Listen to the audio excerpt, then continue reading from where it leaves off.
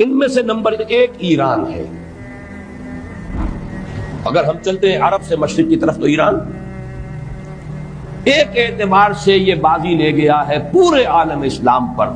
پورے عالم اسلام میں یہ واحد مسلمان ملک ہے جس نے بہرحال اپنی شریعت اپنے عقائد کے مطابق ایک مذہبی انقلاب برپا کیا، اور پورے عالم اسلام میں مذہبی سطح پر حکومت کی سطح پر فنڈامنٹلسٹ صرف ایک ملک ہے کہ اس پہلو سے ایران ان کا ٹارگٹ ہے، ٹارگٹ نمبر 1 ایک خاص اعتبار سے۔ ٹارگٹ نمبر 1 ایک دوسرے اعتبار سے ہم ہے، وہ میں بعد میں عرض کروں گا۔ چونکہ حکومت کی سطح پر فنڈامنٹلزم ہے اور وہ آیا ہے ایک عوامی انقلاب کے نتیجے میں، پھر ان کے پاس تیل کی دولت ہے، اس کے خلاف اکنامک سینکشنز بھی ہو جائیں تو اگر لیبیا کھڑا ہو سکتا ہے تو بہرحال وہ بھی کھڑا ہو سکتا ہے، اور نقشہ وہ دنیا کو دکھا چکا ہے کہ لڑا دے ممولے کو شہباز، یہ نقشہ بھی اس نے دکھا دیا۔ یہ ہے ایران کا معاملہ۔ نمبر 2 پاکستان۔ پاکستان 400 برس کی تجدیدی مساعی کا امین ہے، امانت دار ہے۔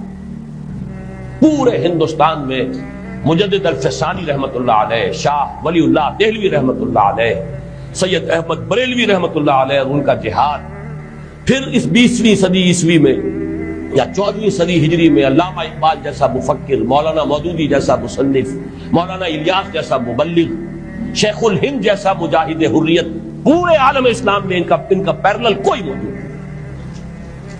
یہ 400 سال کی تاریخ ہے، اس کی امانت اور اس کے نتیجے میں یہاں کے مڈل کلاس میں فنڈامنٹلزم کا ایک نیوکلیس ہے، اگرچہ حکومت کی سطح پر کوئی پیش رفت نہیں ہو سکی آج تک، بلکہ اب تو پسپائی ہو رہی ہے، اب پیچھے ہٹ رہے ہیں۔ وہ ہمارے ان سیاسی جو بھی زعماء ہیں، جو جماعتیں ہیں، ان کی غلطی اور الیکشن ہی کو واحد میدان بنا کر اس کے اندر اپنا سارا وقت و توانائی اور قوتیں ضائع کر دینا، یہ ہے در حقیقت جس کا کہ یہ صدا مل رہی ہے کہ اس اعتبار سے تو پسپائی کی طرف ہے معاملہ، کسی پیش رفت کی طرف نہیں ہے۔ لیکن باہر والے تو دیکھتے ہیں نا کہ اندر کیا کچھ مواد موجود ہے۔ اگر مڈل کلاس میں وہ فنڈامنٹلزم کا بارود موجود ہے تو کسی بھی وقت اس کے اندر جو ہے وہ کوئی دھماکہ ہو سکتا ہے۔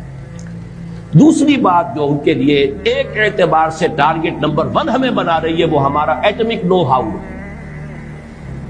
پورے عالم اسلام میں اور کسی کے پاس نہیں۔ اسلامی بم اگر بنے گا تو یہی بنے گا۔ یہ ہے مختلف اسباب جس کے بنا پر ایران اور پاکستان کو آپ بریکٹ کر لیجئے، یہ اس نیو ورلڈ آرڈر کا جو ٹارگٹ نمبر 1 ہے، ایک اعتبار سے ایران ہے، ایک اعتبار سے پاکستان۔